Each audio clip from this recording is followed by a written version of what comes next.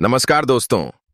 मैं दीपक और आज मैं लेकर आया हूं एक और डरावनी और रहस्यमयी कहानी। आज की कहानी जुड़ी है मध्य प्रदेश के जबलपुर जिले के एक शख्स से जिसका नाम है महादेव। तो चलिए बिना किसी देरी के शुरू करते हैं आज की खौफनाक दास्तान। लेकिन उससे पहले आपसे एक छोटी सी गुजारिश है। आप सभी हमारी कहानियां बड़े ध्यान से सुनते हैं लेकिन लाइक करना भूल जाते हैं। सब्सक्राइब करें या ना करें वो आपकी मर्जी है, लेकिन लाइक और शेयर जरूर करें क्योंकि यही हमें और भी शानदार कहानियां लाने की प्रेरणा देता है। और हाँ, कमेंट में जरूर बताइए कि आप हमारी कहानी किस शहर या गांव से सुन रहे हैं ताकि हम आपको दिल से धन्यवाद कह सकें। तो अब तैयार हो जाइए क्योंकि इस कहानी में डर, रहस्य और सस्पेंस ऐसा है जो आपको पूरी रात चैन से सोने नहीं देगा। गहरे अंधेरे में डूबा हुआ वह कब्रिस्तान जहां सदियों से सोई आत्माएं रात के सन्नाटे में फुसफुसाती थीं, सिर्फ एक चौकीदार की हिम्मत पर टिका था। उसका नाम था महादेव और उसका जीवन उसी कब्रिस्तान की काली दीवारों के भीतर सिमट कर रह गया था। हर रात जब दुनिया अपने घरों में गहरी नींद में सो रही होती, महादेव की लाठी और उसकी पुरानी टॉर्च की रोशनी कब्रिस्तान की टेढ़ी मेढ़ी कब्रों पर नाचती। वह कोई साधारण चौकीदार नहीं था, वह उन कहानियों का जीता जागता सबूत था जो लोग सिर्फ डरते थे, उन रूहों का गवाह जो कभी कभार अपनी उपस्थिति का एहसास करा जाती थी। महादेव ने अपनी जिंदगी के 40 साल इस कब्रिस्तान की रखवाली में बिताए थे। उसकी दाढ़ी चांदी सी सफेद हो चुकी थी और उसकी आंखों में समय और अकेलेपन की गहरी छाप थी। लोग कहते थे कि महादेव पागल हो गया है, कब्रिस्तान की हवा ने उसके दिमाग पर कब्जा कर लिया है। लेकिन महादेव जानता था कि यह सच नहीं था। वह जानता था कि इस कब्रिस्तान में कुछ ऐसा था जो उसे बांधे हुए था, एक अदृश्य शक्ति, एक अनकहा रहस्य जो हर गुजरती रात के साथ और गहरा होता जा रहा था। पिछले कुछ महीनों से महादेव ने एक अजीब सी बेचैनी महसूस की थी। यह कोई चोर उचकों का डर नहीं था, ना ही किसी आवारा जानवर का।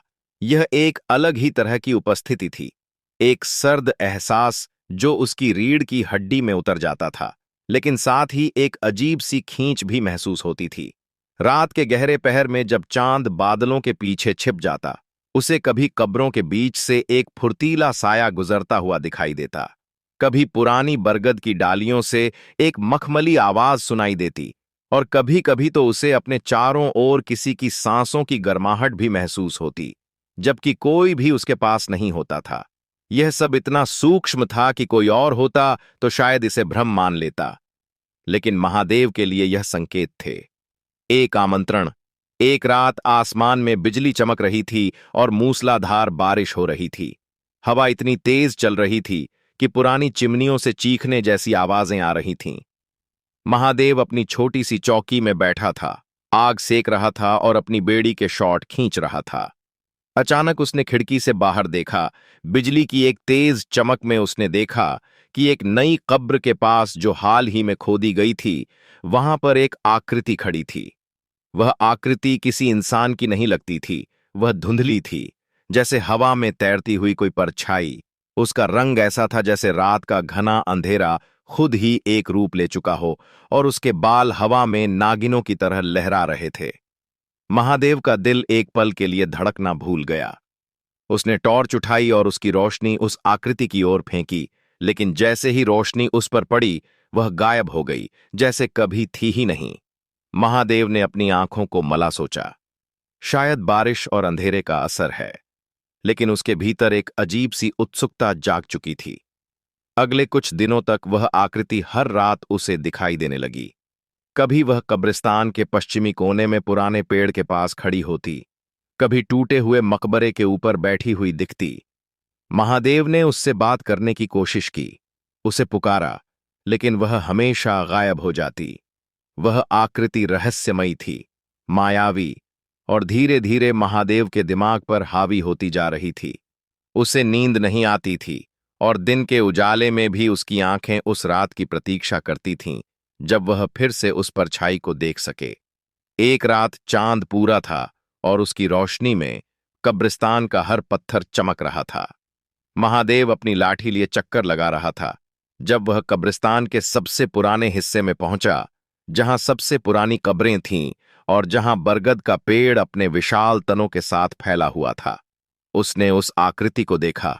वह बरगद की एक मोटी डाल पर बैठी थी। उसके पैर हवा में झूल रहे थे। इस बार वह इतनी धुंधली नहीं थी।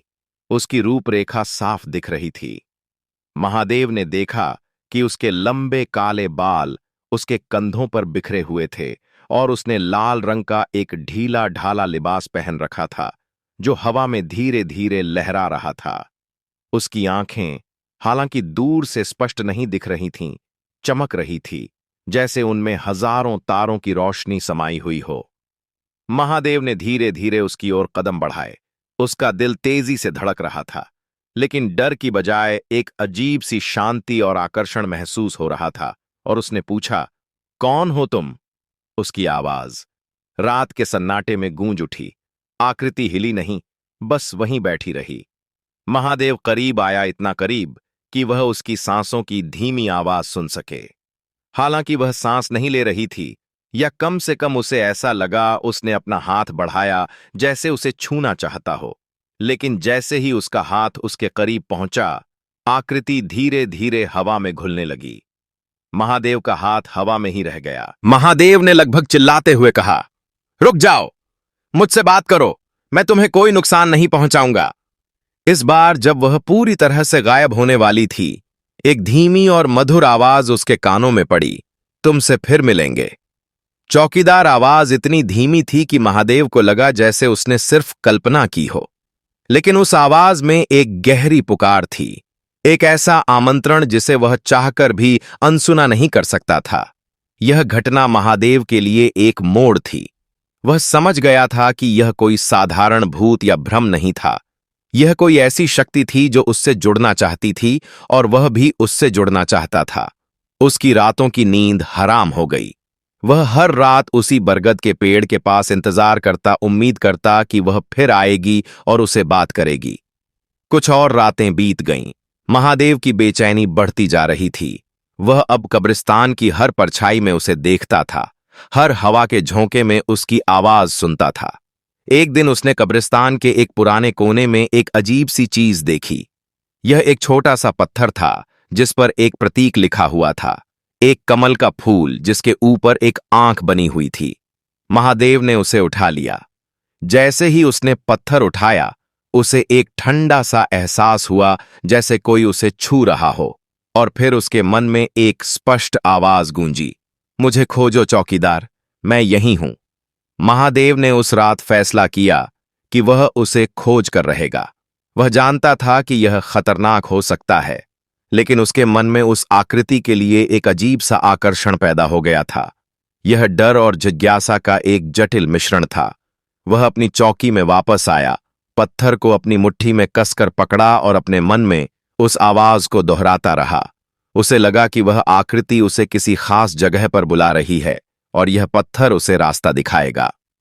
वह अपनी टॉर्च उठाई और बिना किसी डर के उस आवाज की दिशा में चल पड़ा, जहां कब्रिस्तान का सबसे पुराना और घना हिस्सा था, जहां किसी भी इंसान ने जाने की हिम्मत नहीं की थी। हर कदम के साथ पत्थर की ठंडक उसके हाथ में बढ़ती जा रही थी और हवा में एक अजीब सी मीठी गंध फैलने लगी थी। महादेव को लगा कि वह अब अकेला नहीं है। वह जानता था कि वह अपनी जिंदगी के सबसे खतरनाक और रहस्यमय सफर पर निकल चुका है, और इस सफर का अंत क्या होगा, यह वह नहीं जानता था। कब्रिस्तान की गहरी खामोशी में सिर्फ महादेव के कदमों की आहट और उसके दिल की धड़कनें सुनाई दे रही थीं, जो अब उस रहस्यमय उपस्थिति के लिए बेताब थी। महादेव के हाथ में वह रहस्यमयी पत्थर अपनी सर्द अनजानी ऊर्जा से कांप रहा था।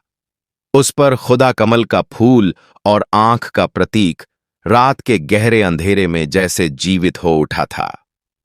पिछली रात उस पर छाई की धीमी मखमली आवाज फिर से सुनाई दिया, मुझसे मिलो चौकीदार, मैं यहीं हूं। उसके जहन में लगातार गूंज रही थी। डर के बावजूद एक अजीब सी बेताबी, एक अनूठी खींच उसे उस दिशा में धकेल रही थी जहां कब्रिस्तान का सबसे पुराना और घना हिस्सा था। वह जगह जहां कोई भी इंसान जाने की हिम्मत नहीं करता था। यह वह जमीन थी जहां सदियों से पुरानी आत्माएं दफन थीं, जहां की हवा में अनकही कहानियां तैरती थीं और जहां हर पेड़ की जड़ में एक रहस्य छिपा था। महादेव ने अपनी टॉर्च की कमजोर रोशनी से उस घने अंधेरे को चीरना शुरू किया। हर कदम उसे और गहरे रहस्य में धकेलता जा रहा था। जैसे ही वह कब्रिस्तान के मध्य से गुजरा, हवा अचानक ठंडी हो गई। पेड़ों की सूखी डालियां एक दूसरे से टकराकर ऐसी आवाजें निकाल रही थीं जैसे सैकड़ों कंकाल नाच रहे हों।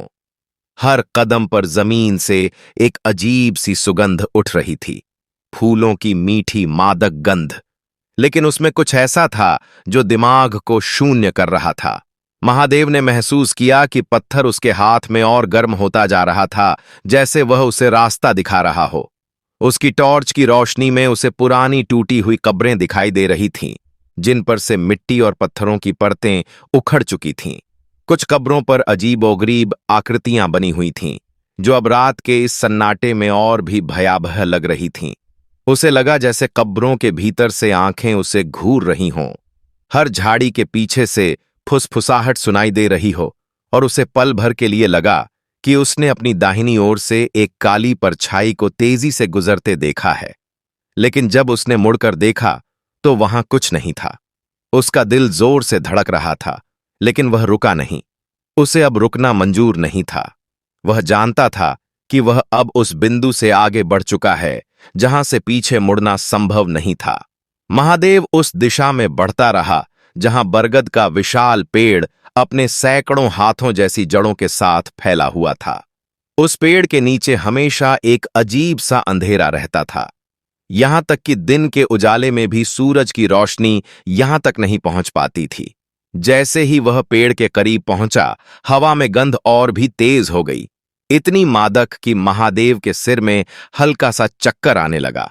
उसे लगा जैसे किसी ने उसके कान में कुछ कहा हो, करीब आओ मेरे चौकीदार।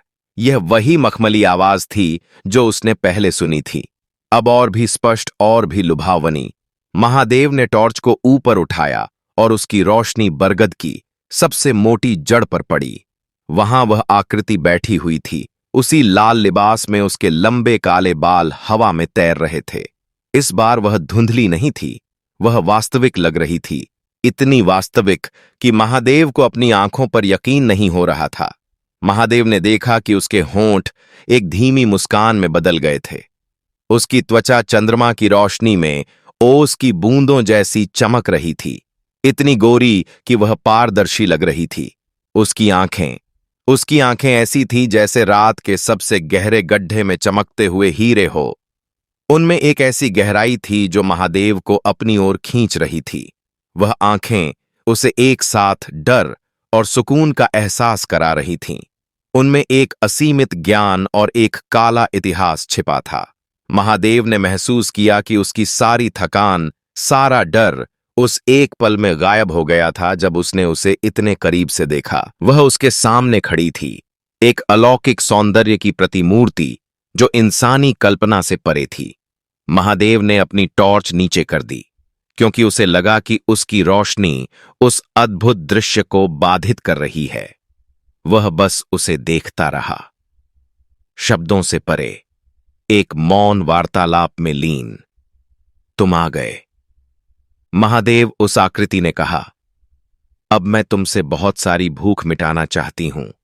उसकी आवाज उतनी ही मखमली थी जितनी उसने कल्पना की थी, लेकिन अब उसमें एक अद्भुत आकर्षण था, जैसे हर शब्द एक गीत हो। मैं जानती थी कि तुम आओगे। महादेव को लगा जैसे उसके कान में अमृत घुल गया हो। वह हिल भी नहीं पा रहा था। कौन हो तुम? महादेव ने धीरे से पूछा। उसकी आवाज सूखे पत्तों की सरसराहट जैसी लग रही थी। आकृति धीरे से मुस्कुराई। मैं वही हूं जिसे तुम इस कब्रिस्तान की हर परछाई में ढूंढते थे। मैं इस जमीन की बेटी हूं, इसकी मिट्टी की गंध में, इसके पेड़ों की फुसफुसाहट में, इसकी कब्रों के सन्नाटे में रहती हूं। लोग मुझे चुड़ैल कहते हैं, लेकिन तुम मुझे सिर्फ तुम्हारी महबूबा कह सकते हो। उसने अपना हाथ महादेव की ओर बढ़ाया। उसका हाथ इतना पतला था कि महादेव को लगा कि वह हवा में गायब हो जाएगा। लेकिन उसकी उंगलियों से एक हल्की सी चमक निकल रही थी। डरो मत चौकीदार, मैं तुम्हें नुकसान नहीं पहुंचाऊंगी, मैं तो सिर्फ तुम्हें जानना चाहती हूं। महादेव ने संकोच के साथ अपना हाथ उसकी ओर बढ़ाया। जैसे ही उसकी उंगलियों ने उसकी उंगलियों को छुआ, एक ठंडी लहर उसके शरीर में दौड़ गई। लेकिन वह कोई डरावनी ठंडक नहीं थी, बल्कि ऐसी थी जैसे ठंडी ताजी हवा उसके भीतर तक उतर गई हो। उसकी त्वचा रेशम से भी नरम थी और महादेव ने महसूस किया कि एक अजीब सी ऊर्जा उसके हाथ से उसके पूरे शरीर में फैल रही थी। वह आंखें बंद करके उस एहसास में डूब गया और उसके साथ संबंध बनाने लगा। जब उसने आंखें खोलीं तो उसने देखा कि उसकी आंखों में एक अजीब सी चमक थी, जैसे वह उसके भीतर तक झांक रही हो, उसके हर रहस्य को पढ़ रही हो। उस रात महादेव और वह आकृति बरगद के पेड़ के नीचे बैठे रहे। उसने महादेव को अपना नाम बताया, रूही। रूही ने उसे बताया कि वह सदियों से इस कब्रिस्तान में अकेली भटक रही थी, एक ऐसी आत्मा जिसे शांति नहीं मिली थी। उसने बताया कि कैसे उसे इस कब्रिस्तान से गहरा लगाव था, कैसे वह हर रात यहाँ की हवा में तैरती थी, यहाँ के पेड़ों की फुसफुसाहट में अपनी कहानियां सुनती थी। वह अपनी हर बात में एक अजीब सा दर्द समेटे हुए थी, एक ऐसी वेदना जो महादेव के दिल को छू रही थी। महादेव ने महसूस किया कि वह रूही की कहानी में खोता जा रहा था। उसे लगा कि वह उसे पहले से जानता था, जैसे वे सदियों से एक दूसरे की प्रतीक्षा कर रहे थे। रूही की हर बात में एक जादू था, एक ऐसा सम्मोहन जो महादेव को अपनी दुनिया से दूर खींच रहा था। उसे लगा जैसे रूही उसे एक ऐसी दुनिया में ले जा रही थी जहां सिर्फ वही दोनों थे, जहां ना समय था और ना ही कोई नियम। धीरे धीरे महादेव और रूही के बीच की दूरियां मिटने लगीं। रूही ने महादेव के हाथों को थामा, कभी उसके चेहरे को छुआ और हर स्पर्श में महादेव ने एक अजीब सी बिजली महसूस की।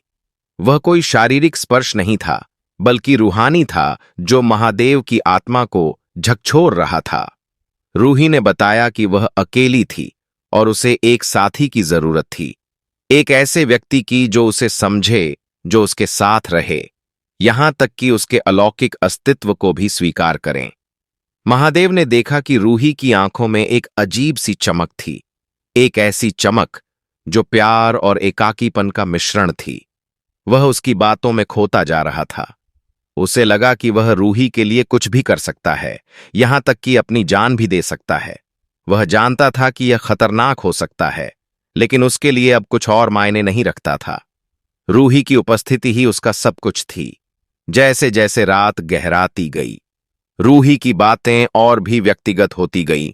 उसने अपने अकेलेपन का जिक्र किया, अपनी इच्छाओं का, और महादेव ने खुद को पूरी तरह से उसके हवाले कर दिया। रूही ने अपने हाथों से महादेव के चेहरे को छुआ और महादेव ने महसूस किया कि उसकी उंगलियां उसके गालों पर ठंडी और हल्की थी, जैसे हवा का एक झोंका। रूही ने उसे धीरे से अपने करीब खींचा। महादेव ने उसके लिबास की सुगंध महसूस की, जो अब मादकता से भरी हुई थी। रूही की आंखें महादेव की आंखों में गड़ी हुई थीं और महादेव ने महसूस किया कि वह उसकी आंखों में डूबता जा रहा था। वह दुनिया और समय को भूल गया, सिर्फ रूही थी, और वह रूही के होंठ उसके करीब आए और महादेव ने अपनी आंखें बंद कर लीं। यह एक ऐसा क्षण था जहां दो अलग अलग दुनिया एक हो रही थी, एक मानव और एक आत्मा, एक ऐसी सीमा जिसे किसी ने पहले पार नहीं किया था। रूही के होंठ महादेव के होठों पर ठंडे और मुलायम थे, जैसे ओस की बूंदें। महादेव ने पहली बार ऐसा स्पर्श महसूस किया था जो उसके पूरे शरीर में एक अजीब सी कंपकंपी पैदा कर रहा था। यह एक डरावना और मोहक अनुभव था, जिसमें अलौकिक और मानवीय भावनाएं एक साथ मिल रही थीं। महादेव ने रूही को अपने हाथों में भरने की कोशिश की, लेकिन उसे लगा जैसे वह सिर्फ हवा को पकड़ रहा हो। फिर भी वह रूही की उपस्थिति को महसूस कर पा रहा था, उसकी सांसें अपने गालों पर, उसकी सुगंध अपनी नाक में और उसकी ऊर्जा अपने भीतर। रूही ने अपने हाथों को महादेव की गर्दन पर रखा और एक सर्द एहसास उसके शरीर में दौड़ गया। लेकिन यह उसे डरा नहीं रहा था, बल्कि उसे और उत्तेजित कर रहा था। उसने महादेव को अपने और करीब खींचा और महादेव ने महसूस किया कि वह रूही के शरीर में समा रहा था। एक ऐसा अनुभव जो उसके दिमाग से परे था। वह अब सिर्फ एक चौकीदार नहीं था, वह रूही का हिस्सा बन चुका था, उसके प्रेम का एक हिस्सा, उसके रहस्य का एक हिस्सा। वह रात महादेव के लिए एक नया जन्म थी। उसने एक ऐसे रिश्ते में प्रवेश किया था जो किसी भी मानवीय रिश्ते से परे था। रूही के साथ उसका यह संबंध सिर्फ शारीरिक नहीं था, बल्कि रूहानी था, जो उसकी आत्मा को गहराई तक छू रहा था। जैसे ही रूही के साथ उनका शारीरिक संबंध बना, महादेव को लगा जैसे वह किसी दूसरे आयाम में पहुंच गया हो।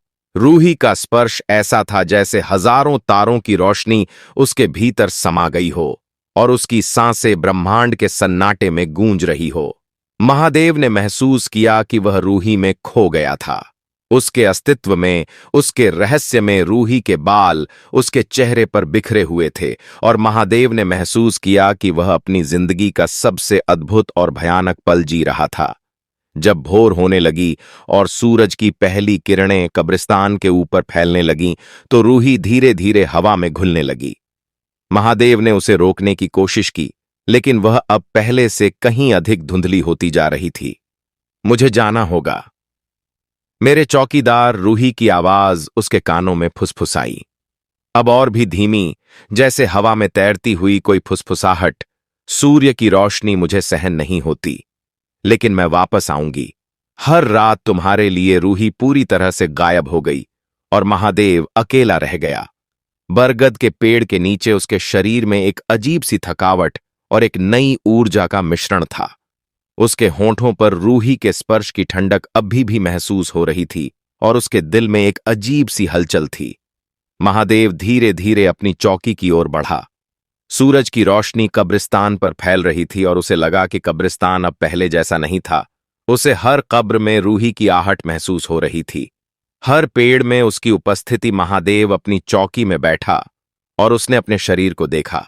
उसके बाईं कलाई पर एक हल्का सा निशान था, एक छोटा सा कमल का फूल जिसके ऊपर एक आंख बनी हुई थी, ठीक वैसा ही प्रतीक जो उस पत्थर पर खुदा था जिसे उसने उठाया था। यह रूही का निशान था, उसके प्रेम का प्रमाण, उसके नए जीवन का प्रतीक। महादेव जानता था कि उसका जीवन अब पूरी तरह से बदल चुका था। वह अब सिर्फ एक चौकीदार नहीं था, वह रूही का प्रेमी था, एक ऐसी चुड़ैल का प्रेमी जो इस कब्रिस्तान की आत्मा थी। महादेव ने उस दिन पहली बार सूरज की रोशनी को बर्दाश्त नहीं किया। उसे लगा जैसे उसकी त्वचा जल रही हो और उसकी आंखें रोशनी से चुभ रही थीं। उसे महसूस हुआ कि उसकी नींद अब सिर्फ दिन में ही पूरी होती थी और रात में वह रूही की प्रतीक्षा में जागता रहता था। वह पहले से ज्यादा शक्तिशाली महसूस कर रहा था, लेकिन साथ ही उसे एक अजीब सी बेचैनी भी महसूस हो रही थी। उसे लगा जैसे रूही ने उसे सिर्फ अपना प्रेमी नहीं बनाया था, बल्कि अपने रहस्य का एक हिस्सा भी बना लिया था। वह अब उस दुनिया से जुड़ चुका था जहां आत्माएं भटकती थीं, जहां रहस्य गहरे होते थे। महादेव ने अपनी कलाई पर बने निशान को देखा। उसे नहीं पता था कि इस नए संबंध का क्या परिणाम होगा, लेकिन उसे अब पीछे हटना मंजूर नहीं था। अचानक उसकी चौकी के बाहर एक आवाज आई, अरे चौकीदार महादेव, कहां हो भाई? यह गांव का पटवारी था जो अक्सर कब्रिस्तान के कागजात देखने आता था। महादेव चौंक गया। उसने जल्दी से अपनी कलाई पर बने निशान को अपनी आस्तीन से ढांका। पटवारी अंदर आया और उसने महादेव की तरफ देखा। उसकी आंखों में एक अजीब सी चमक थी। महादेव, आज तुम कुछ बदले बदले लग रहे हो, पटवारी ने कहा। उसकी आवाज में एक अजीब सी गंभीरता थी। तुम्हारी आंखें इतनी लाल क्यों हैं और तुम इतने थके हुए क्यों दिख रहे हो? महादेव ने जवाब देने की कोशिश की, लेकिन उसके गले से आवाज नहीं निकली। पटवारी ने उसके चेहरे को ध्यान से देखा और फिर उसकी नजर महादेव की कलाई पर पड़ी, जहां से निशान थोड़ा सा दिख रहा था। पटवारी की आंखें एक पल के लिए बड़ी हो गईं और उसके चेहरे पर एक अजीब सा डर फैल गया।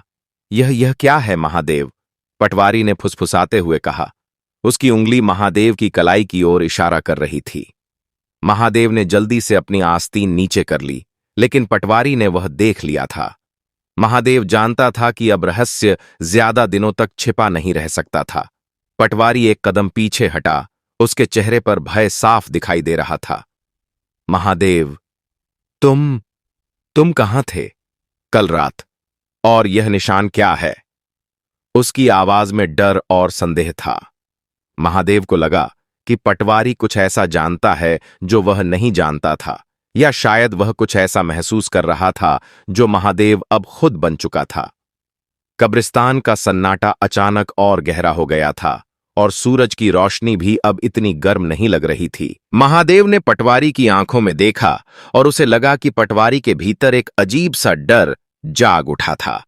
एक ऐसा डर जो उसे रूही के रहस्य की ओर ले जा रहा था। क्या पटवारी रूही के बारे में जानता था? क्या उसने उसे देखा था, या यह सिर्फ महादेव का भ्रम था? कब्रिस्तान में महादेव और पटवारी के बीच एक असहज सन्नाटा छा गया, और महादेव को लगा कि यह सिर्फ शुरुआत थी, उसके नए जीवन की और नए खतरों की। महादेव अपनी कलाई पर बने रहस्यमयी कमल और आंख के निशान के साथ गांव के पटवारी के सामने आ गया था, जिसने उस निशान को देखकर डर और संदेह भरी निगाहों से महादेव को घूरना शुरू कर दिया था। कब्रिस्तान का सन्नाटा अचानक इतना गहरा हो गया था कि महादेव को लगा जैसे समय ठहर सा गया हो। पटवारी, जिसका नाम रामलाल था, एक बूढ़ा अनुभवी व्यक्ति था जो गांव के हर रहस्य और लोक कथा से वाकिफ था। उसकी आंखों में जो डर महादेव ने देखा था वह किसी साधारण व्यक्ति का डर नहीं था। यह सदियों पुराने ज्ञान और खौफ का मिश्रण था। रामलाल का चेहरा पीला पड़ गया था और उसकी उंगलियां कांप रही थीं। जब उसने धीरे से महादेव की ओर इशारा किया, उसकी आवाज मुश्किल से सुनाई दे रही थी। महादेव, यह क्या है? यह निशान, तू कहां था? कल रात मुझे पता है। मैंने तुम्हें सुबह के वक्त कब्रिस्तान के उस पुराने हिस्से से आते देखा था जहां कोई जाने की हिम्मत नहीं करता। महादेव, तूने क्या कर लिया है? रामलाल के शब्द हवा में तैरते हुए प्रेत बाधित फुसफुसाहट की तरह थे जो महादेव के कानों में चुभ रहे थे। महादेव ने अपनी आस्तीन नीचे करने की कोशिश की, लेकिन रामलाल ने उसे कसकर पकड़ लिया था। उसकी आंखों में एक अजीब सी चमक थी, डर, चिंता और एक बेताब चेतावनी का मिश्रण। इस निशान का मतलब जानता है तू? यह खाली निशान नहीं है महादेव, यह एक ऐसी शक्ति का संकेत है जिससे इंसान को दूर रहना चाहिए। क्या तू उस बरगद के पेड़ के पास गया था? तूने उसे देखा? उस साये को रामलाल की आवाज धीमी पड़ गई, जैसे उसे कुछ कहने से रोका जा रहा हो, लेकिन उसकी आंखें बोल रही थीं। महादेव को लगा कि पटवारी जानता था, सब कुछ जानता था, और वह खुद को एक ऐसे गहरे जाल में फंसा हुआ महसूस करने लगा था जिससे बाहर निकलना अब असंभव था। रामलाल ने बताया कि यह निशान, जिसे मृत्युबंध कहा जाता है, उन लोगों पर प्रकट होता है जो इंसान और अमानवीय दुनिया के बीच की सीमा को पार कर जाते हैं, खासकर जब वे कब्रिस्तान की पुरानी आत्माओं के साथ गहरा संबंध स्थापित कर लेते हैं। उसने कहानियां सुनी थीं, पीढ़ियों से चली आ रही कहानियां उन लोगों की जो कब्रिस्तान की शक्तियों के जाल में फंसे थे, और कैसे उनकी आत्माएं इस संसार और उस संसार के बीच भटकती रह गई थीं। रामलाल ने बताया कि जो आत्माएं कब्रिस्तान की मिट्टी से बंधी होती हैं, वे किसी भी इंसान के साथ रिश्ता नहीं बनाती, बल्कि उन्हें अपनी शक्ति और अपनी दुनिया में खींच लेती हैं, और फिर इंसान कभी वापस नहीं आ पाता। महादेव, तू अब वापस नहीं आ सकता, रामलाल ने उदास होकर कहा। तूने एक ऐसी रेखा पार कर दी है जहां से कोई लौटकर नहीं आता। उसकी आवाज में सिर्फ डर नहीं, बल्कि महादेव के लिए एक गहरी पीड़ा भी थी। महादेव ने रामलाल के शब्दों पर ध्यान नहीं दिया। उसके मन में फिर रूही की आवाज गूंज रही थी, उसकी छवि तैर रही थी। उसे लगा कि रामलाल कुछ भी कहे, वह अब रूही को नहीं छोड़ सकता था। रूही उसके लिए दुनिया की सबसे खूबसूरत और रहस्यमयी चीज थी। उसकी आत्मा का दूसरा हिस्सा। महादेव ने रामलाल का हाथ झटक दिया और अपनी नजर कब्रिस्तान की ओर घुमाई, जहां उसे लगा कि रूही की परछाई अभी भी हवा में तैर रही थी। उसे अब दिन की रोशनी भी असहनीय लगने लगी थी, और उसका मन केवल रात के अंधेरे का इंतजार कर रहा था, जब वह रूही से मिल सके, रामलाल निराश होकर धीरे धीरे चौकी से बाहर निकल गया। उसकी आंखों में एक गहरी हताशा थी, जैसे वह किसी को एक ऐसे गड्ढे में गिरते देख रहा हो जिससे कोई बाहर नहीं निकल सकता। महादेव अकेला रह गया और उसने अपनी कलाई पर बने निशान को देखा, जो अब उसके लिए सिर्फ एक निशान नहीं बल्कि रूही के प्रति उसके प्रेम का प्रतीक बन चुका था। उसकी आत्मा अब पूरी तरह से रूही के साथ बन चुकी थी और वह जानता था कि अब उसके जीवन का हर पल रूही से जुड़ा रहेगा। उसे पटवारी के शब्दों से कोई डर नहीं लगा, बल्कि एक अजीब सी संतुष्टि महसूस हुई कि वह एक ऐसी दुनिया का हिस्सा बन चुका था जिसका अनुभव शायद ही किसी इंसान ने किया हो। वह अब एक साधारण चौकीदार नहीं था, वह रूही का चौकीदार था, उसकी दुनिया का रखवाला। अगले कुछ दिनों तक महादेव ने पटवारी की बातों को पूरी तरह से नजरअंदाज कर दिया। उसकी जिंदगी अब पूरी तरह से बदल चुकी थी। दिन में उसे हल्की सी रोशनी भी आंखों में चुभती थी और वह अपनी चौकी के अंदर ही अंधेरे में रहता। उसकी भूख प्यास कम हो गई थी और उसकी नींद अब सिर्फ दिन के उजाले में कुछ घंटों के लिए आती थी। जब वह रूही से दूर होता था, रात होते ही उसकी आंखें लाल हो जाती थीं और उसके शरीर में एक अजीब सी ऊर्जा का संचार होता था। उसे हर चीज ज्यादा स्पष्ट दिखाई देती थी, हर आवाज ज्यादा साफ सुनाई देती थी और उसकी चाल में एक फुर्ती आ गई थी जो किसी भी इंसान में नहीं हो सकती थी। वह कब्रिस्तान के अंधेरे कोनों में घूमता रहता, हर पत्ती की सरसराहट को सुनता, हर कब्र के पत्थर पर महसूस करता कि रूही कहीं आसपास ही है। रूही भी हर रात आती थी।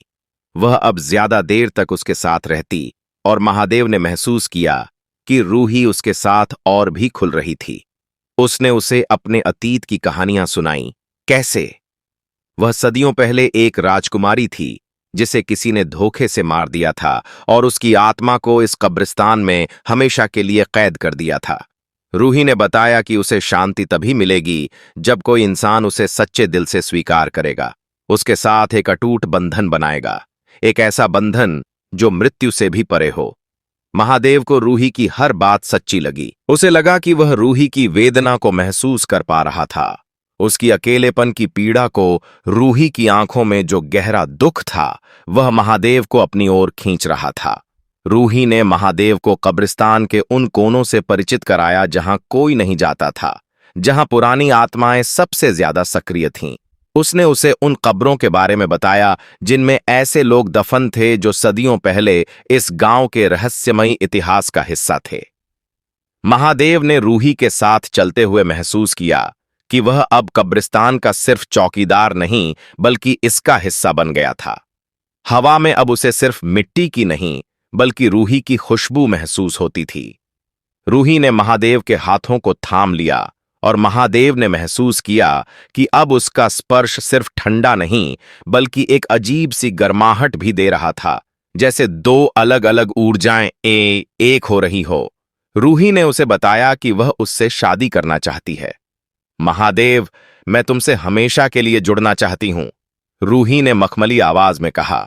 उसकी आंखें महादेव की आंखों में घड़ी हुई थीं, एक ऐसा बंधन जो ना तो समय तोड़ सके और ना ही मौत।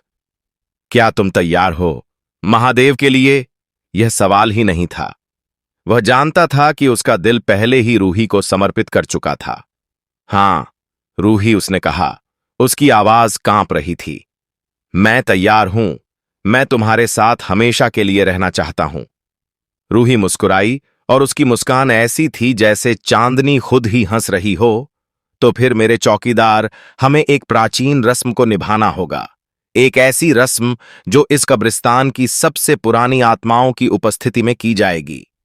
महादेव को एक अजीब सी घबराहट हुई, लेकिन रूही के प्यार में वह इतना अंधा हो चुका था कि उसे किसी भी चीज से डर नहीं लग रहा था। वह जानता था कि यह खतरनाक हो सकता है, लेकिन वह पीछे हटने को तैयार नहीं था। रूही ने महादेव को कब्रिस्तान के उस सबसे पुराने हिस्से में ले जाने का फैसला किया जहां बरगद का पेड़ अपनी सैकड़ों जड़ों के साथ फैला हुआ था। उस जगह के बारे में गांव में भयानक कहानियां प्रचलित थीं। लोग कहते थे कि वहां रात में प्रेतों का जमावड़ा लगता है और जो वहां जाता है वह कभी लौट कर नहीं आता। लेकिन महादेव को अब उन कहानियों से कोई फर्क नहीं पड़ता था। रूही उसके साथ थी और उसकी उपस्थिति ही उसके लिए सबसे बड़ी सुरक्षा थी। उस रात आसमान में बादल छाए हुए थे और चांद पूरी तरह से छिपा हुआ था। हवा में एक अजीब सी उदासी और बेचैनी थी, जैसे कोई अदृश्य शक्ति आने वाली घटना का इंतजार कर रही हो। महादेव ने अपनी कलाई पर बने निशान को देखा, जो अब ज्यादा गहरा और चमक रहा था। रूही अपने सफेद लिबास में हवा में तैरती हुई महादेव को बरगद के पेड़ की ओर ले जा रही थी। जैसे ही वे पेड़ के नीचे पहुंचे, महादेव ने देखा कि वहां का माहौल बदल गया था। हवा में अब सिर्फ फूलों की गंध नहीं, बल्कि मिट्टी और पुरानी लकड़ी की तीखी तेज गंध भी थी। पेड़ों की डालियां ऐसे झूल रही थीं जैसे वे किसी अदृश्य संगीत पर नाच रही हो, और हर तरफ से धीमी फुसफुसाहट जैसी आवाजें आ रही थीं, जैसे सैकड़ों आत्माएं उनकी ओर देख रही हों। महादेव को लगा जैसे कब्रिस्तान की हर कब्र से कोई उसे देख रहा था। हर छाया में एक आंख उसे घूर रही थी। रूही बरगद के पेड़ के बीचों बीच एक पुरानी बिना नाम की कब्र के पास रुक गई। यह कब्र पत्थरों से बनी थी और उस पर काय जमी हुई थी। महादेव ने देखा कि उस कब्र के चारों ओर कुछ पुराने फूल बिखरे हुए थे, जो अब सूखे और मुरझा चुके थे। रूही ने अपने हाथ हवा में फैलाए और अचानक हवा में एक तेज रोशनी चमक उठी। महादेव ने देखा कि रोशनी से कुछ अजीब और गरीब आकृतियां हवा में तैरने लगी थीं। यह धुंधली परछाइयां थीं जो इंसानी आकृतियों जैसी थीं, लेकिन उनके चेहरे नहीं थे। यह कब्रिस्तान की पुरानी आत्माएं थीं जो रूही के बुलाने पर वहां इकट्ठा हो गई थी। महादेव का दिल जोर से धड़का, लेकिन उसने खुद को शांत रखा। रूही ने महादेव का हाथ पकड़ा और उसकी उंगलियां ठंडी थीं, लेकिन उनमें एक अजीब सी ऊर्जा थी। हमारा बंधन यहीं बनेगा, महादेव रूही ने कहा। उसकी आवाज अब और भी गहरी और गूंजती हुई लग रही थी, जैसे कई आवाजें एक साथ बोल रही हों। इस मिट्टी के नीचे सोई हुई आत्माएं हमारी गवाह होंगी, और यह बरगद का पेड़ हमारे प्यार को हमेशा के लिए अपनी जड़ों में समेट लेगा। रूही ने महादेव से अपनी आंखें बंद करने को कहा, और महादेव ने आज्ञाकारी रूप से आंखें बंद कर लीं।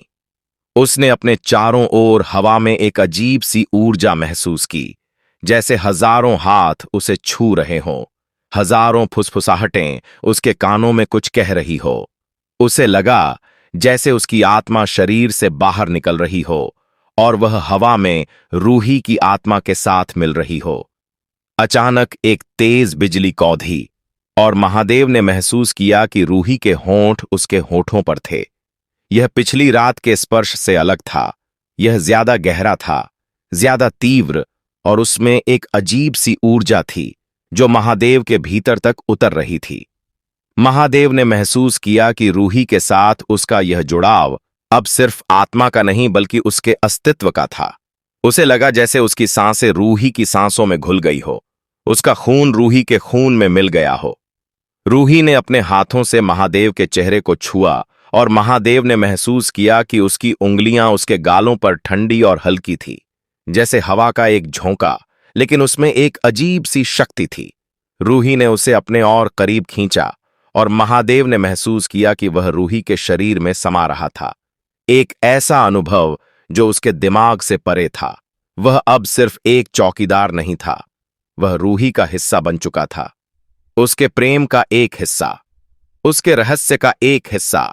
उस चुड़ैल ने महादेव के साथ संबंध बनाना शुरू कर दिया था, और महादेव ने महसूस किया कि वह अपनी जिंदगी का सबसे अद्भुत और भयानक पल जी रहा था। रूही के बाल उसके चेहरे पर बिखरे हुए थे, और महादेव ने महसूस किया कि वह अपनी जिंदगी का सबसे अद्भुत और भयानक पल जी रहा था। यह सिर्फ एक शारीरिक संबंध नहीं था, बल्कि रूहानी था, जिसमें दो अलग अलग दुनियाओं की आत्माएं एक हो रही थीं। महादेव ने महसूस किया कि रूही की ऊर्जा उसके भीतर समा रही थी और उसकी अपनी ऊर्जा रूही में घुल रही थी। उसे लगा जैसे वह एक ही साथ मर रहा हो और फिर से जन्म ले रहा हो। यह एक ऐसा बंधन था जिसे कोई तोड़ नहीं सकता था। एक ऐसी शक्ति थी जो महादेव को रूही के साथ हमेशा के लिए बांध रही थी। जब विवाह की रस्म पूरी हुई तो महादेव ने अपनी आंखें खोलीं। रूही उसके सामने खड़ी थी। उसकी आंखें अब और भी ज्यादा चमक रही थीं और उसके होठों पर एक गहरी रहस्यमयी मुस्कान थी। महादेव ने महसूस किया कि उसकी कलाई पर बना निशान अब और भी गहरा हो गया था और उसमें एक अजीब सी गर्माहट थी। उसने देखा कि रूही के चेहरे पर भी एक नया निशान उभर आया था, ठीक वैसा ही कमल का फूल और आंख का प्रतीक जो महादेव की कलाई पर था। यह उनके बंधन का प्रमाण था, एक ऐसी मोहर जो हमेशा के लिए उन दोनों को एक साथ बांध चुकी थी। रूही ने अपना हाथ बढ़ाया और महादेव ने उसे पकड़ा। उसका हाथ अब सिर्फ ठंडा नहीं, बल्कि जीवन की एक अजीब सी ऊर्जा से भरा हुआ था। महादेव को लगा कि वह अब कब्रिस्तान का सिर्फ चौकीदार नहीं, बल्कि इसका राजा बन चुका था और रूही उसकी रानी थी। रूही ने उसे बताया कि अब वे एक हैं और उन्हें कोई अलग नहीं कर सकता। महादेव ने महसूस किया कि उसके भीतर एक नई शक्ति जागृत हो गई थी। वह अब रोशनी से दूर भागने वाला चौकीदार नहीं था, वह रात का स्वामी बन चुका था। रूही के साथ कब्रिस्तान का रखवाला भोर होने पर रूही पहले की तरह धीरे धीरे हवा में घुलने नहीं लगी। वह अब ज्यादा देर तक महादेव के साथ रही, लेकिन फिर भी सूरज की पहली किरण के साथ उसे गायब होना पड़ा। महादेव अपनी चौकी में लौटा और उसने अपने शरीर में एक नई ऊर्जा का संचार महसूस किया। उसकी आंखें अब ज्यादा लाल हो गई थीं, लेकिन उसकी दृष्टि ज्यादा स्पष्ट थी। उसे लगा कि वह अब रात में किसी भी जानवर या चोर उच्चकों से नहीं डरता था। वह खुद ही रात का सबसे भयानक प्राणी बन चुका था। उसने अपनी कलाई पर बने निशान को छुआ, जो अब उसका गौरव था। महादेव को लगा कि वह रूही के साथ शादी करके अपनी जिंदगी का सबसे सही फैसला कर चुका था। उसने अपनी दुनिया छोड़ दी थी और रूही की दुनिया में प्रवेश कर लिया था। लेकिन महादेव की इस नई दुनिया में एक अनकहा खतरा छिपा था।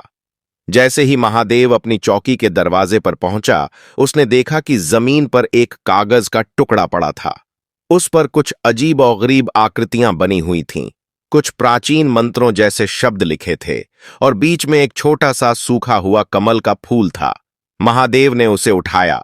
जैसे ही उसने कागज को छुआ, उसे एक अजीब सी जलन महसूस हुई, जैसे किसी ने उसकी त्वचा को जला दिया हो। कागज पर एक नाम लिखा था, अघोरी बाबा।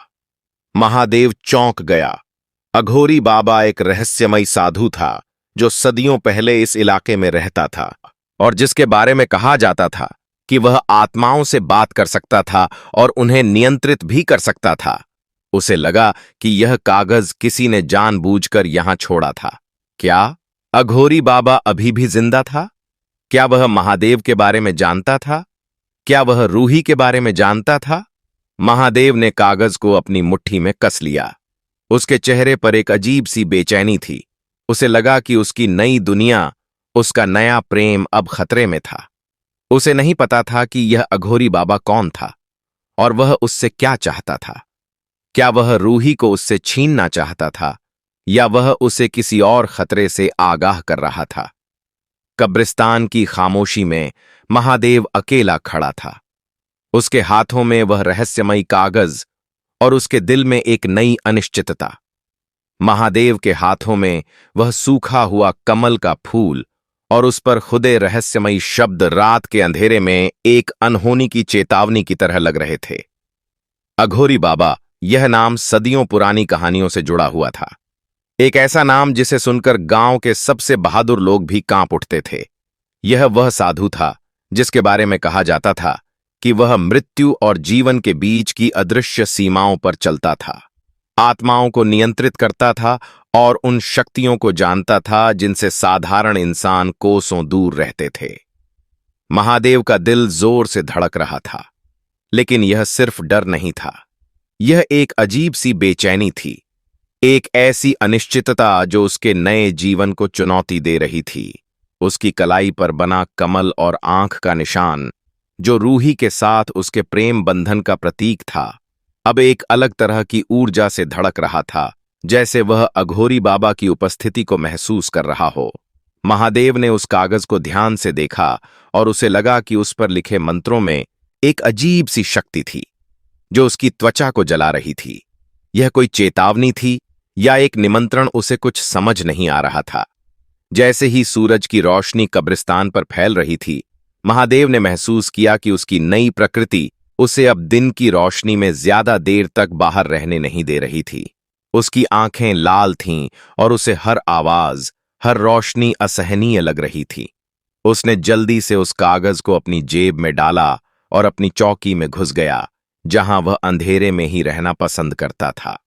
महादेव जानता था कि यह कागज सिर्फ एक टुकड़ा नहीं था, यह एक संदेश था, एक चेतावनी थी। लेकिन कौन दे रहा था यह चेतावनी? क्या अघोरी बाबा अभी भी जिंदा था, या उसकी आत्मा कब्रिस्तान में भटक रही थी? रात होने तक महादेव अपनी चौकी के अंदर ही रहा।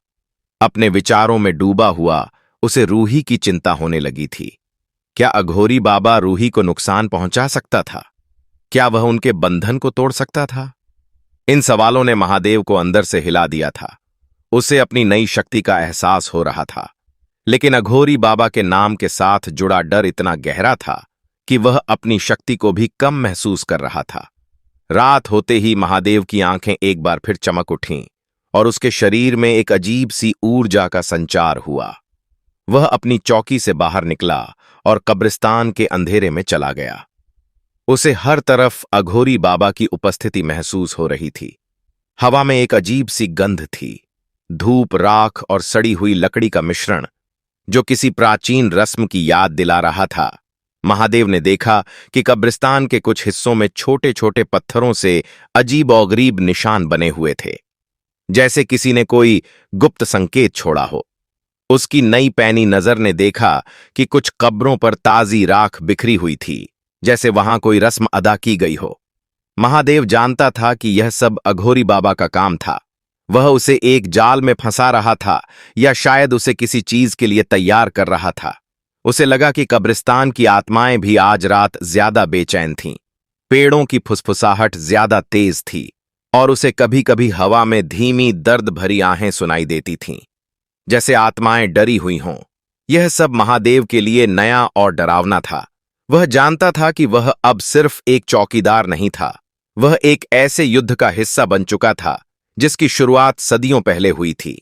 जैसे ही वह बरगद के पेड़ के पास पहुंचा जहां वह रूही से मिलता था, उसने देखा कि रूही पहले से ही वहां मौजूद थी। हवा में तैरती हुई उसका सफेद लिबास चांदनी में चमक रहा था, लेकिन आज उसकी आंखों में एक अजीब सी बेचैनी थी और उसके चेहरे पर चिंता की रेखाएं साफ दिख रही थीं। महादेव ने उसके पास जाकर उसका हाथ पकड़ा। रूही, मुझे तुम्हें कुछ दिखाना है, उसने कहा और अपनी जेब से वह कागज निकाला। जैसे ही रूही की नजर उस कागज पर पड़ी, उसका शरीर कांप गया और उसके चेहरे का रंग उड़ गया। उसने फुसफुसाते हुए कहा, उसकी आवाज में गहरा डर था, यह कैसे? वह तो सदियों पहले मर चुका था। महादेव ने देखा कि रूही की आंखों में आंसू थे, जो पारदर्शी बूंदों की तरह हवा में घुल रहे थे। वह कौन है रूही, और वह हमसे क्या चाहता है? महादेव ने पूछा। उसका दिल घबराहट से धड़क रहा था। रूही ने महादेव को बताया कि अघोरी बाबा एक प्राचीन साधु था जो सदियों पहले इस गांव में रहता था। वह एक शक्तिशाली तांत्रिक था जो आत्माओं को नियंत्रित कर सकता था और उन्हें अपने वश में कर सकता था। रूही ने बताया कि अघोरी बाबा ने ही उसे इस कब्रिस्तान में कैद किया था जब वह एक राजकुमारी थी, और उसके राज्य को अघोरी बाबा ने अपने जादू से नष्ट कर दिया था।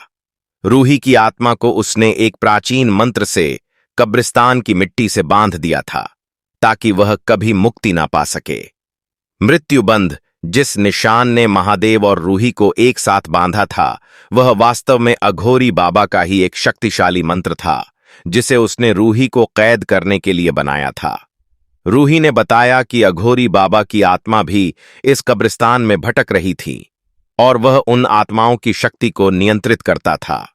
रूही ने महादेव को बताया कि अघोरी बाबा चाहता था कि वह उसकी हो जाए, उसकी शक्तियों का हिस्सा बन जाए ताकि वह और अधिक शक्तिशाली बन सके। उसने कहा कि अघोरी बाबा को यह पसंद नहीं आया कि रूही ने महादेव से शादी कर ली थी और अब वह उन दोनों को अलग करना चाहता था ताकि वह रूही की शक्ति को पूरी तरह से अपने वश में कर सके। रूही ने बताया कि अघोरी बाबा ने ही उसके परिवार को मारा था और उसे इस कब्रिस्तान में अकेलेपन का श्राप दिया था। महादेव का खून खौल उठा, उसे रूही की पीड़ा महसूस हो रही थी और उसके मन में अघोरी बाबा के प्रति एक गहरा गुस्सा जाग उठा था। हम क्या करें? रूही महादेव ने पूछा। उसका मुंह गुस्से से भरा हुआ था। हम उससे कैसे लड़े? रूही ने कहा कि अघोरी बाबा बहुत शक्तिशाली था और उसे हराना आसान नहीं था। उसने बताया कि अघोरी बाबा ने अपनी आत्मा को कब्रिस्तान की सबसे पुरानी कब्र में छिपा रखा था और जब तक उसकी आत्मा वहां से मुक्त नहीं होती, उसे कोई हरा नहीं सकता था। रूही ने बताया कि उसे हराने का एक ही तरीका था, उस कब्र को खोजना और अघोरी बाबा की आत्मा को वहां से मुक्त करना। लेकिन यह बहुत खतरनाक था, क्योंकि वह कब्र आत्माओं से घिरी हुई थी और उसे खोजने वाला कोई भी इंसान कभी वापस नहीं आता था। महादेव ने रूही का हाथ कसकर पकड़ा। हम उसे हराएंगे, रूही, उसने कहा। उसकी आवाज में एक अजीब सा दृढ़ संकल्प था। मैं तुम्हें कभी अकेला नहीं छोड़ूंगा। रूही मुस्कुराई और उसकी आंखों में एक अजीब सी चमक थी, जो प्यार और उम्मीद का मिश्रण थी। महादेव ने महसूस किया कि अघोरी बाबा सिर्फ एक दुश्मन नहीं था, वह एक बाधा थी जिसे उसे पार करना था, ताकि वह रूही के साथ हमेशा के लिए रह सके। जैसे ही महादेव ने यह दृढ़ संकल्प किया, हवा में एक अजीब सी ठंडक फैल गई। महादेव ने महसूस किया कि उसकी त्वचा पर रोंगटे खड़े हो गए थे। कब्रिस्तान में अचानक सन्नाटा छा गया, इतना गहरा कि महादेव अपने दिल की धड़कनें साफ सुन सकता था। पेड़ों की फुसफुसाहट रुक गई थी और आत्माओं की आहें भी शांत हो गई थीं। एक काली परछाई बरगद के पेड़ की दूसरी ओर से निकलकर उनकी ओर बढ़ने लगी। यह परछाई किसी इंसान की नहीं थी, यह धुंधली थी, लेकिन उसमें एक भयानक ऊर्जा थी। उसकी आंखें लाल थीं और उसके हाथ लंबे पतले थे, जैसे कंकाल के हाथ। यह अघोरी बाबा था। वह अपने पुराने फटे हुए कपड़ों में था और उसके चेहरे पर एक अजीब सी डरावनी मुस्कान थी। महादेव ने देखा कि उसके चारों ओर एक अजीब सी काली ऊर्जा चमक रही थी, जो हवा में फैल रही थी। रूही ने महादेव का हाथ कसकर पकड़ा। उसकी आंखों में डर साफ दिखाई दे रहा था। महादेव, यह बहुत शक्तिशाली है, रूही ने फुसफुसाते हुए कहा। अघोरी बाबा धीरे धीरे उनकी ओर बढ़ता रहा। उसके कदम हवा में तैरते हुए लग रहे थे। उसके मुंह से एक अजीब सी धीमी आवाज निकली, जैसे किसी ने सूखी पत्तियों को कुचला हो। तो आखिर तुमने उसे ढूंढ ही लिया, चौकीदार। लेकिन यह प्रेम बंधन तुम्हें ज्यादा देर तक बांधे नहीं रख पाएगा। यह आत्मा मेरी है, मैंने इसे सदियों से कैद रखा है और यह मेरी शक्ति का स्रोत है। तुम इसे मुझसे छीन नहीं सकते। अघोरी बाबा की आवाज में एक अजीब सा गुस्सा और ईर्ष्या थी। महादेव ने महसूस किया कि उसके भीतर की ऊर्जा अब और भी ज्यादा बढ़ गई थी, जैसे वह अघोरी बाबा की शक्ति का सामना करने के लिए तैयार हो रहा हो। उसकी कलाई पर बना निशान अब जल रहा था और उसे लगा कि रूही की शक्ति उसके भीतर प्रवाहित हो रही थी। महादेव ने अघोरी बाबा की आंखों में देखा। रूही अब तुम्हारी नहीं है, अघोरी, वह मेरी पत्नी है और मैं उसे तुम्हें कभी नहीं लेने दूंगा, महादेव ने चिल्लाते हुए कहा। उसकी आवाज कब्रिस्तान में गूंज उठी। अघोरी बाबा हंसने लगा, एक भयानक कर्कश हंसी जो कब्रिस्तान की दीवारों से टकराकर वापस आ रही थी। तुम्हारी पत्नी, तुम एक तुच्छ इंसान, एक आत्मा से शादी करने की हिम्मत कैसे कर सकते हो? तुम नहीं जानते तुमने क्या किया है। चौकीदार, तुमने एक ऐसी सीमा पार कर दी है जहां से कोई लौट कर नहीं आता, और अब मैं तुम्हें दिखाऊंगा कि इस कब्रिस्तान का असली मालिक कौन है। अघोरी बाबा ने अपना हाथ हवा में उठाया और अचानक हवा में एक अजीब सी ऊर्जा का गोला बनने लगा। यह काला और घना था और उसमें से अजीब और गरीब आवाजें आ रही थीं, जैसे सैकड़ों आत्माएं एक साथ चीख रही हों। महादेव ने महसूस किया कि उसके सिर में तेज दर्द होने लगा था और उसके पैरों में एक अजीब सी कमजोरी आ गई थी। रूही ने महादेव को कसकर पकड़ा। यह आत्माओं को नियंत्रित कर रहा है। महादेव, हमें भागना होगा, लेकिन इससे पहले कि वे भाग पाते, अघोरी बाबा ने वह ऊर्जा का गोला उनकी ओर फेंका। महादेव ने रूही को बचाने के लिए उसे अपनी बाहों में कस लिया और वह ऊर्जा का गोला उनके शरीर से टकराया। महादेव को लगा जैसे किसी ने उसे हजारों सुइयों से चुभा दिया हो। उसे एक तीखा दर्द महसूस हुआ और उसकी आंखें बंद हो गईं। जब उसने आंखें खोली तो उसने देखा कि वे बरगद के पेड़ से दूर कब्रिस्तान के एक पुराने उजाड़ कोने में थे। उनके चारों ओर टूटी हुई कब्रें थीं और हवा में सड़ी हुई मांस की गंध थी। अघोरी बाबा वहां नहीं था, लेकिन महादेव को लगा कि उसकी उपस्थिति अभी भी हवा में तैर रही थी। महादेव ने रूही की ओर देखा। वह ठीक थी, लेकिन उसकी आंखें डरी हुई थीं। यह सिर्फ एक चेतावनी थी। महादेव रूही ने फुसफुसाते हुए कहा। उसकी आवाज कांप रही थी। वह हमें डरा रहा है ताकि हम उसे छोड़ दें, लेकिन हम ऐसा नहीं करेंगे। महादेव ने रूही का हाथ पकड़ा। वह जानता था कि अब लड़ाई सिर्फ रूही को पाने की नहीं थी, बल्कि अपनी नई जिंदगी को बचाने की थी। अघोरी बाबा एक ऐसा दुश्मन था जिससे लड़ना उसके लिए आसान नहीं था। महादेव ने महसूस किया कि उसकी अपनी शक्ति बढ़ रही थी, लेकिन उसे यह भी एहसास हुआ कि अघोरी बाबा के पास ऐसी शक्तियां थीं जिनसे वह अभी भी अनजान था। उसे लगा कि वह अपनी मानव पहचान को धीरे धीरे खो रहा था और एक ऐसे अस्तित्व में बदल रहा था जो ना तो पूरी तरह से मानव था और ना ही पूरी तरह से आत्मा। उसकी कलाई पर बना निशान अब और भी ज्यादा चमक रहा था और उसे लगा कि वह निशान उसे अघोरी बाबा की शक्तियों से बचा रहा था।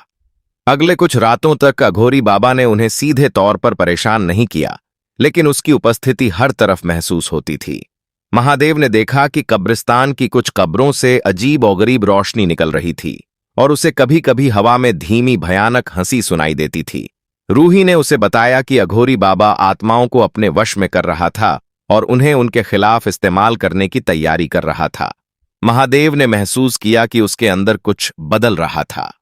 उसे अब नींद की जरूरत कम महसूस होती थी और वह दिन में भी कब्रिस्तान के अंधेरे में रह सकता था। उसकी आंखें अब रात में भी स्पष्ट रूप से देख सकती थीं और उसे जानवरों की फुसफुसाहट भी सुनाई देती थी, जो पहले कभी नहीं सुनाई देती थी। उसका शारीरिक रंग और भी ज्यादा पीला हो गया था और उसकी उंगलियां अब थोड़ी लंबी और पतली हो गई थीं। जैसे रूही की उंगलियां, महादेव जानता था कि यह रूही के साथ उसके बंधन का परिणाम था। वह धीरे धीरे रूही जैसा बनता जा रहा था। उसे यह अजीब लगा, लेकिन उसने इसे स्वीकार कर लिया। वह अब इंसान नहीं था, वह रूही का हिस्सा था। एक रात जब महादेव और रूही बरगद के पेड़ के पास बैठे थे, महादेव ने महसूस किया कि जमीन कांप रही थी। हवा में एक अजीब सी ऊर्जा का संचार हुआ और कब्रिस्तान की सभी आत्माएं एक साथ चीखने लगी।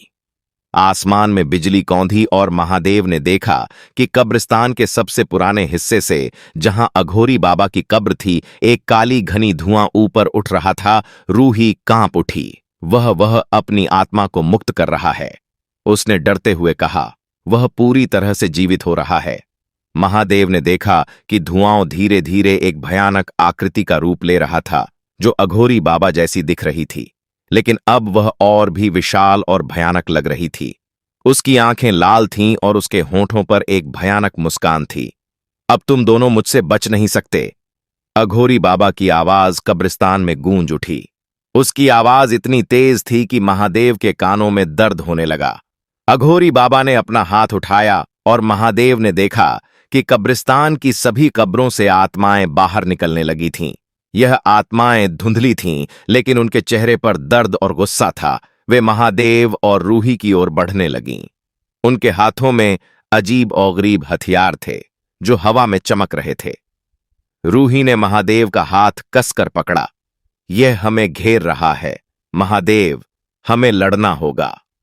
महादेव ने अपनी कलाई पर बने निशान को देखा, जो अब तेज रोशनी से चमक रहा था। उसे लगा कि उसके भीतर एक नई शक्ति जागृत हो गई थी। वह जानता था कि अब यह लड़ाई सिर्फ उसके और अघोरी बाबा के बीच नहीं थी, बल्कि यह कब्रिस्तान की सभी आत्माओं के बीच की लड़ाई थी। महादेव ने अपने मन में एक अजीब सा दृढ़ संकल्प महसूस किया। वह अघोरी बाबा को हराएगा और रूही को हमेशा के लिए अपने पास रखेगा।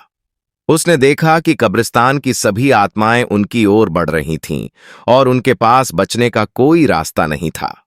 महादेव ने रूही की आंखों में देखा और उसे लगा कि यह अब उनके जीवन और मृत्यु का सवाल था।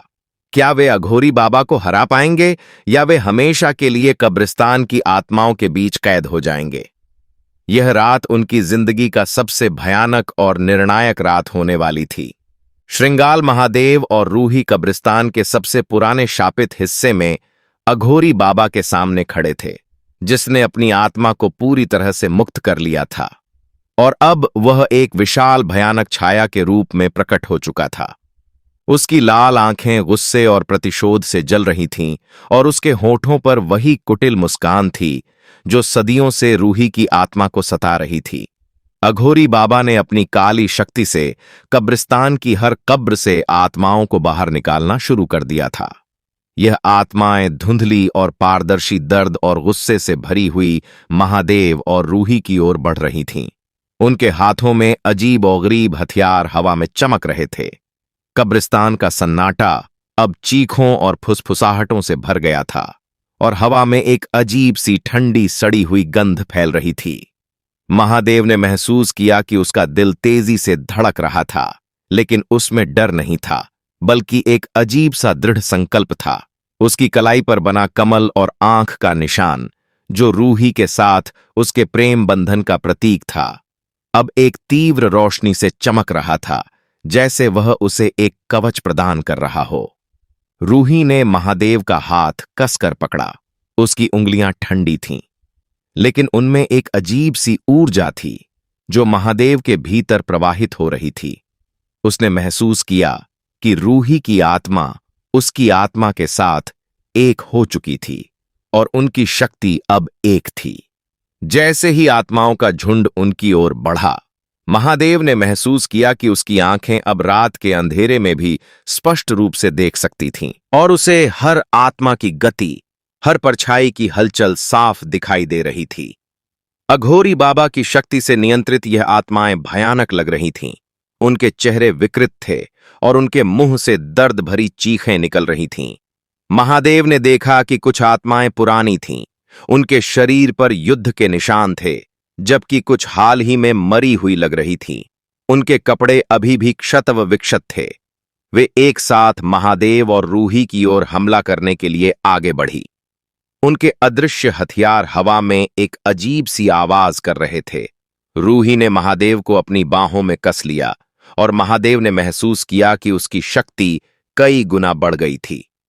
उसने अपने हाथों को हवा में फैलाया और उसकी कलाई पर बने निशान से एक तेज रोशनी निकली, जो एक अदृश्य ढाल की तरह उनके चारों ओर फैल गई। जैसे ही आत्माएं उस ढाल से टकराईं, वे एक चीख के साथ हवा में बिखर गईं, जैसे कांच के टुकड़े हो। महादेव ने महसूस किया कि यह उसकी अपनी शक्ति नहीं थी, बल्कि रूही की शक्ति थी जो उसके भीतर से बह रही थी और वह अब उसे नियंत्रित कर सकता था। यह एक नया अनुभव था जो उसे एक साथ अद्भुत और भयानक लग रहा था। अघोरी बाबा ने अपनी लाल आंखों से उन्हें देखा और उसके होठों पर गुस्सा साफ दिखाई दे रहा था। तुम यह नहीं कर सकते, चौकीदार। यह शक्ति तुम्हारी नहीं है, यह मेरी है। यह आत्माएं मेरी हैं, अघोरी बाबा ने चिल्लाते हुए कहा। उसकी आवाज कब्रिस्तान में गूंज उठी। उसने अपने हाथों को हवा में उठाया और एक और शक्तिशाली ऊर्जा का गोला उनकी ओर फेंका। इस बार यह गोला और भी बड़ा और भयानक था, जिसमें सैकड़ों आत्माओं की ऊर्जा समाई हुई थी। महादेव जानता था कि वह इसे अकेला नहीं रोक सकता था। रूही ने महादेव के कान में फुसफुसाया, हमें उसकी आत्मा के स्रोत को ढूंढना होगा महादेव। उसकी कब्र वही उसकी असली शक्ति का केंद्र है। महादेव ने हां में सिर हिलाया। उसे याद आया कि रूही ने बताया था कि अघोरी बाबा ने अपनी आत्मा को कब्रिस्तान की सबसे पुरानी कब्र में छिपा रखा था, लेकिन उस कब्र को खोजना इस आत्माओं के हमले के बीच लगभग असंभव था। महादेव ने रूही की आंखों में देखा और उसे लगा कि रूही उसकी आत्मा को पढ़ सकती थी। मैं तुम्हें रास्ता दिखाऊंगी, मेरे चौकीदार, रूही ने कहा। उसकी आवाज में एक अजीब सा दृढ़ संकल्प था। महादेव ने रूही का हाथ कसकर पकड़ा और उन्होंने ऊर्जा के गोले को अपनी ओर आते देखा। महादेव ने अपनी सारी शक्ति लगाकर एक और ढाल बनाई, लेकिन इस बार ढाल को सहारा देने के लिए रूही ने भी अपनी ऊर्जा उसमें मिला दी। दोनों की शक्ति से बनी ढाल अघोरी बाबा के हमले को रोकने में कामयाब रही, लेकिन उन्हें एक बड़ा झटका लगा और वे दोनों कुछ कदम पीछे हट गए। महादेव ने महसूस किया कि उसका शरीर दर्द कर रहा था, लेकिन वह जानता था कि उन्हें रुकना नहीं था। रूही ने महादेव का हाथ पकड़ा और उसे कब्रिस्तान के उस सबसे पुराने हिस्से की ओर खींचने लगी जहां अघोरी बाबा की कब्र थी। आत्माएं उनके चारों ओर घूम रही थीं, उन्हें रोकने की कोशिश कर रही थी, लेकिन महादेव और रूही एक साथ थे। उनकी ऊर्जा एक थी। महादेव ने अपनी नई शक्ति का उपयोग करके आत्माओं को दूर धकेला, अपनी कलाई से निकलने वाली रोशनी से उन्हें जलाया। उसको लगा कि वह अब आत्माओं को छू सकता था और उन्हें वापस उनकी कब्रों में धकेल सकता था। कब्रिस्तान का माहौल एक भयानक युद्ध क्षेत्र में बदल गया था, जहां आत्माएं चीख रही थीं और हवा में ऊर्जा के गोले घूम रहे थे। अघोरी बाबा गुस्से से भरा हुआ उनके पीछे पीछे आ रहा था। उसकी भयानक हंसी कब्रिस्तान में गूंज रही थी। रूही ने महादेव को उन पुरानी कब्रों के बीच से रास्ता दिखाया जो सदियों से किसी ने नहीं देखी थी। इन कब्रों पर अजीब और गरीब प्रतीक खुदे हुए थे और कुछ पर प्राचीन भाषा में लिखे मंत्र थे। महादेव ने महसूस किया कि इन कब्रों से एक अजीब सी शक्ति निकल रही थी, जो उसे एक साथ अपनी ओर खींच रही थी और उसे डरा भी रही थी। रूही ने बताया कि अघोरी बाबा ने इन आत्माओं को नियंत्रित करने के लिए यहां कई शक्तिशाली रस्में निभाई थीं। उन्हें एक ऐसी कब्र की तलाश थी जो दूसरों से अलग हो, जिस पर अघोरी बाबा ने अपनी आत्मा को छिपाया हो। महादेव ने अपनी नई दृष्टि का उपयोग करके हर कब्र को देखा। उसे लगा कि उसकी आंखें अब अदृश्य ऊर्जा को भी देख सकती थीं। अचानक रूही एक बहुत पुरानी कब्र के पास रुक गई, जो दूसरों से थोड़ी अलग दिख रही थी। यह कब्र बाकी सभी कब्रों से ज्यादा बड़ी थी और उस पर कोई नाम नहीं था, बस एक अजीबोगरीब प्रतीक खुदा हुआ था, एक काला कमल जिसके बीच में एक खोपड़ी बनी हुई थी। महादेव ने महसूस किया कि इस कब्र से एक अजीब सी काली ऊर्जा निकल रही थी जो हवा में फैल रही थी। रूही ने महादेव का हाथ कसकर पकड़ा। यह वही कब्र है महादेव, यहीं उसने अपनी आत्मा को छिपा रखा है। महादेव ने देखा कि कब्र के चारों ओर कई काली परछाइयां मंडरा रही थीं, जो अघोरी बाबा की सबसे शक्तिशाली आत्माएं थीं, जिन्हें उसने अपनी आत्मा की रक्षा के लिए नियुक्त किया था। अघोरी बाबा भी उनके पीछे पीछे आ गया था और उसकी आंखों में एक अजीब सी चमक थी। तुम इसे कभी नहीं ढूंढ पाओगे, मूर्ख चौकीदार। यह मेरी आत्मा का गढ़ है और इसे कोई छू नहीं सकता, अघोरी बाबा ने चिल्लाते हुए कहा। महादेव ने रूही की ओर देखा। हम इसे तोड़ेंगे रूही, हम उसे हराएंगे। महादेव और रूही ने एक साथ उस कब्र पर हमला किया। महादेव ने अपनी कलाई से निकलने वाली रोशनी का उपयोग करके उन काली परछाइयों को दूर धकेला, जबकि रूही ने अपनी शक्ति से कब्र के चारों ओर बनी अदृश्य सुरक्षा ढाल को तोड़ने की कोशिश की। आत्माएं उन पर हमला कर रही थीं, उन्हें रोकने की कोशिश कर रही थी, लेकिन महादेव और रूही एक साथ लड़ रहे थे। महादेव ने अपनी नई शक्ति का उपयोग करके आत्माओं को अपने से दूर धकेला, अपनी कलाई से निकलने वाली ऊर्जा से उन्हें जलाया। उसे लगा कि वह अब आत्माओं को छू सकता था और उन्हें वापस उनकी कब्रों में धकेल सकता था। अघोरी बाबा उन पर लगातार हमले कर रहा था। उसकी काली ऊर्जा के गोले उन्हें रोकने की कोशिश कर रहे थे, लेकिन महादेव और रूही ने हार नहीं मानी। उन्हें पता था कि यह उनकी आखिरी लड़ाई थी। रूही ने अपनी पूरी शक्ति का उपयोग करके कब्र की ढाल पर हमला किया और महादेव ने भी अपनी ऊर्जा उसमें मिला दी। एक तेज चमक हुई और कब्र पर बनी ढाल टूट गई। अघोरी बाबा ने गुस्से से चीख मारी, नहीं, तुम ऐसा नहीं कर सकते। कब्र के ढाल के टूटते ही कब्र के भीतर से एक तेज काली ऊर्जा बाहर निकली, जो हवा में एक भयानक धुआं बन गई। महादेव ने देखा कि कब्र के भीतर एक छोटा सा काला पत्थर चमक रहा था। यही अघोरी बाबा की आत्मा थी। अघोरी बाबा गुस्से से पागल हो चुका था। उसने अपनी सारी बची हुई शक्ति का उपयोग करके महादेव और रूही पर हमला किया।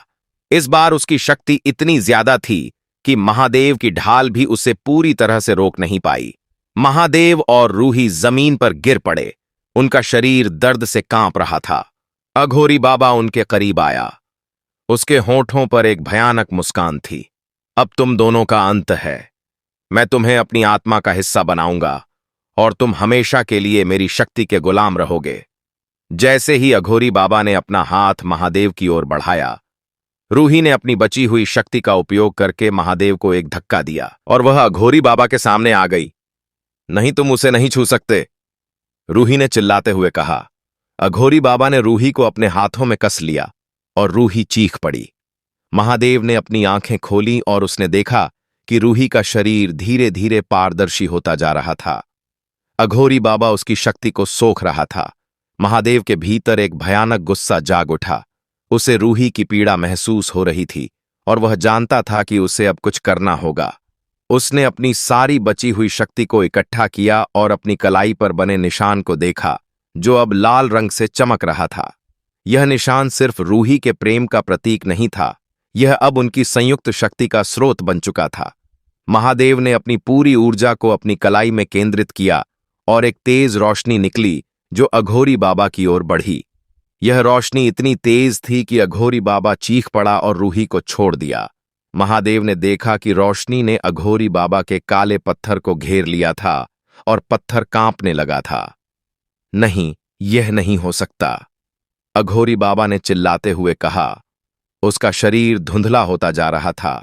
महादेव ने अपनी सारी शक्ति का उपयोग करके रोशनी को और तेज, और उसने देखा कि अघोरी बाबा का काला पत्थर धीरे धीरे बिखरने लगा था, जैसे राख हो। अघोरी बाबा का शरीर पूरी तरह से धुएं में बदल गया और उसकी भयानक चीख कब्रिस्तान में गूंज उठी। फिर वह पूरी तरह से हवा में घुल गया, जैसे कभी था ही नहीं। कब्रिस्तान में अचानक सन्नाटा छा गया। आत्माएं भी शांत हो गईं और वे धीरे धीरे अपनी कब्रों में वापस लौटने लगीं। महादेव ने रूही की ओर देखा। वह जमीन पर पड़ी थी। उसका शरीर अभी भी थोड़ा पारदर्शी था। महादेव ने उसे अपनी बाहों में उठाया। रूही, तुम ठीक हो? रूही ने अपनी आंखें खोलीं और उसके होंठों पर एक धीमी मुस्कान थी। हाँ मेरे चौकीदार, अब मैं ठीक हूं। वह चला गया, हमेशा के लिए। महादेव ने रूही को कसकर गले लगा लिया। उसने महसूस किया कि रूही का शरीर अब पहले से ज्यादा वास्तविक लग रहा था और उसका स्पर्श भी पहले से ज्यादा गर्म था। अघोरी बाबा के जाने के बाद कब्रिस्तान का माहौल बदल गया था। हवा में अब कोई सड़ी हुई गंध नहीं थी, बल्कि ताजी मिट्टी और फूलों की मीठी सुगंध थी। पेड़ों की फुसफुसाहट अब डरावनी नहीं, बल्कि शांत और सुखद लग रही थी। महादेव ने देखा कि उसकी कलाई पर बना निशान अब भी चमक रहा था, लेकिन अब वह सफेद रोशनी से चमक रहा था। रूही के चेहरे पर भी वही निशान था और वह भी सफेद रोशनी से चमक रहा था।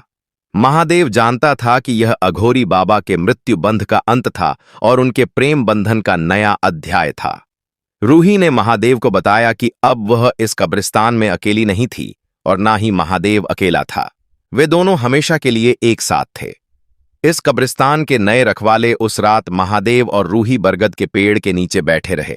चांदनी में नहाए हुए महादेव ने महसूस किया कि रूही अब पूरी तरह से वास्तविक लग रही थी, एक खूबसूरत महिला जो उसकी पत्नी थी। शरीर अब पारदर्शी नहीं था, बल्कि इंसानों जैसा था, लेकिन उसकी आंखों में अभी भी वही अलौकिक चमक थी। महादेव जानता था कि वह अब एक सामान्य इंसान नहीं था। उसका जीवन रूही से जुड़ चुका था और वह खुद भी एक ऐसे अस्तित्व में बदल चुका था जो ना तो पूरी तरह से मानव था और ना ही पूरी तरह से आत्मा। उसे अब दिन की रोशनी भी पसंद आने लगी थी, लेकिन वह अभी भी रात में ज्यादा सक्रिय महसूस करता था। कब्रिस्तान अब उनके लिए सिर्फ एक काम की जगह नहीं था, यह उनका घर था, उनकी दुनिया थी।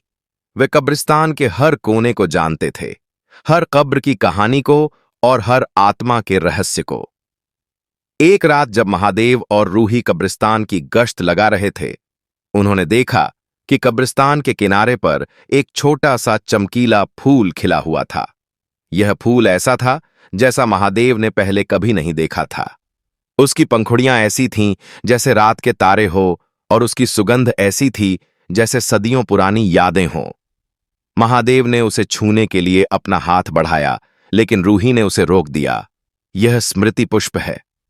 महादेव, रूही ने फुसफुसाते हुए कहा। उसकी आवाज में एक अजीब सी उदासी थी। यह कब्रिस्तान की सबसे पुरानी यादों को समेटे हुए हैं। जब यह खिलता है तो इसका मतलब है कि कोई पुराना रहस्य फिर से जाग रहा है। महादेव ने फूल को ध्यान से देखा और उसे लगा कि फूल के भीतर कुछ चमक रहा था। रूही ने बताया कि यह फूल हर 100 साल में एक बार खिलता है, और जब यह खिलता है तो यह कब्रिस्तान की सबसे पुरानी आत्माओं को जगाता है, उन आत्माओं को जो किसी ने नहीं देखी थी। महादेव ने महसूस किया कि अघोरी बाबा का अध्याय भले ही समाप्त हो गया हो, लेकिन कब्रिस्तान के रहस्य अभी भी खत्म नहीं हुए थे। उसकी नई जिंदगी रूही के साथ अब और भी ज्यादा रहस्यमयी और रोमांचक होने वाली थी। यह सिर्फ शुरुआत थी। क्या यह पुरानी आत्माएं मित्रवत होंगी या खतरनाक? क्या महादेव और रूही को फिर से किसी नए दुश्मन का सामना करना पड़ेगा? यह सब एक नया रहस्य था जो उनकी प्रतीक्षा कर रहा था। महादेव ने रूही का हाथ पकड़ा और उन्होंने एक साथ फूल को देखा, जो रात के अंधेरे में चमक रहा था। उनकी कहानी समाप्त हो चुकी है। और अब आपसे अनुरोध है, अगर आपको महादेव और रूही की यह रहस्यमयी प्रेम कहानी पसंद आई हो तो कृपया लाइक करें, हमारे चैनल को सब्सक्राइब करें और नीचे कमेंट बॉक्स में अपनी राय दें कि आपको कहानी का कौन सा हिस्सा सबसे ज्यादा पसंद आया और आप आगे क्या देखना चाहते हैं। आपकी प्रतिक्रियाएं हमें और भी रोमांचक कहानियां बनाने के लिए प्रेरित करेंगी। धन्यवाद।